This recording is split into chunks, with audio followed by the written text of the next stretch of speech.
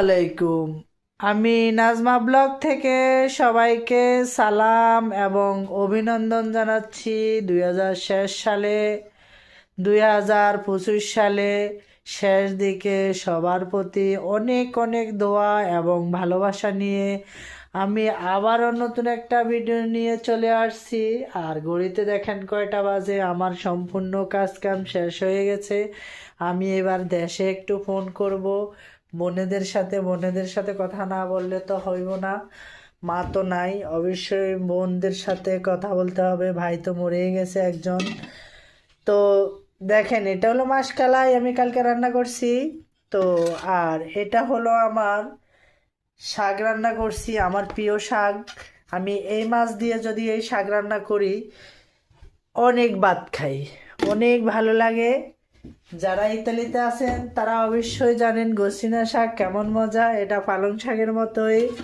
তো আর এখানে হলো আমার আরও বেশি প্রিয় জিনিস গাডি, বাংলাদেশের ছড়া, নোয়াখালীর ভাষায় ছড়া বলে।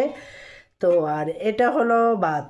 কারণ কি করব, সকাল সকাল উঠে আমি যতই অসুস্থ থাকি না কেন, কারণ আমার সব কাজ কাম শেষ দিতে হবে। বাইরে ঠান্ডা প্রচুর, দেখছেন গ্লাসের অবস্থা অনেক ঠান্ডায়, মানে গ্লাস অন্ধকার হয়ে গেছে। তারপর আমি একবার মোজ দিছি।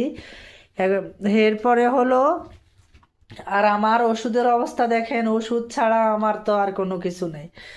তো যাক, সকাল সকাল আমার সব কাজ কাম করা শেষ হয়ে গেছে, যেহেতু 12:30 বাজে, আজানও দিয়ে দিছে।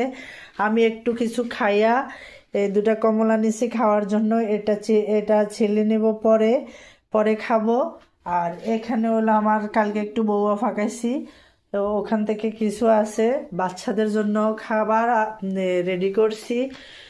তো আমি আবার এখানে আবার একটু চা বসাইছি, চা না হলে তো হয় না, এটা লিকার করছিলাম, এই যে লিকারটা বসাইছি শুধু।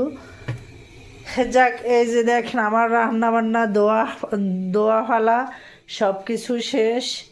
সব কিছু আমার গোছান, আমি এই সাইডটা গোছাইনি এখনো। আর আমার বাবাটা শুধু, আমার এই কলিজা বাবাটা শুধু খালি একটা জিনিসের জন্য কান্না করে, মোবাইলটা। আর কেন মোবাইল দেওয়াতে হয়, কিন্তু অনেক কিছু ভুলেও গেছে। আর আমার ঘর দরজা সব ঝাড়ু দেওয়া শেষ হয়ে গেছে। বাবাটা এখানে বসে বসে কিছুক্ষণ পরে একটা চিৎকার দেয়, কি করব, ওর কাছে আসলে আমার মাইর দেয়। তো আপনাদের কার কার এরকম একটা টুইন পাখি আছে, কোনটু কার কার এখানে কেটুকি আছে দুইটা, অবশ্যই অবশ্যই কমেন্ট করে জানাবেন। সবার প্রতি